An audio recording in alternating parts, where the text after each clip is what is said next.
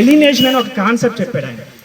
పంట పండించే రైతు, తిండి గింజలు పండించే రైతుకి తిండి లేకపోవడం, ఆ విధంగా ఎలినేట్ అయిపోతున్నారు. వాడు పండించింది, వాడు ప్రొడ్యూస్ చేసింది వాడికి కాకుండా బయట జనాలకు వెళ్ళిపోతుంది క్యాపిటలిస్టిక్ అని చెప్పి అప్పుడు కార్ల్ మార్క్స్ కమ్యూనలిజం అనే ఒక సోషలిజం అని చెప్పి ఒక కాన్సెప్ట్, అవన్నీ బుక్స్ ఆయన ఎన్నో రాసి ఎంతో సోషల్ రెవల్యూషన్ తీసుకొచ్చి సోషల్ ఈక్వాలిటీ కావాలి, సోషల్ జస్టిస్ తీసుకురావాలి అని, రైట్ టు ఈక్వాలిటీ ఈరోజు మన కాన్స్టిట్యూషన్లో ఫండమెంటల్ రైట్ ఆర్టికల్ 14 ఎలా ఉందో, right to life and personal Liberty ఎలా ఉందో, ఈ ఫండమెంటల్ రైట్స్ అన్నింటినీ క్రోడీకరించి ప్రపంచవ్యాప్తంగా ఆ రోజుల్లోనే కార్ల్ మార్క్స్ కార్మికుల కోసం కార్మికుల చట్టాలని అన్నింటినీ రూపొందించుకుంటూ ఈ before the advent of this మన ఇండిపెండెన్స్ వచ్చి ముందు ఈ చట్టాలన్నీ రాసి ఉన్నాయి.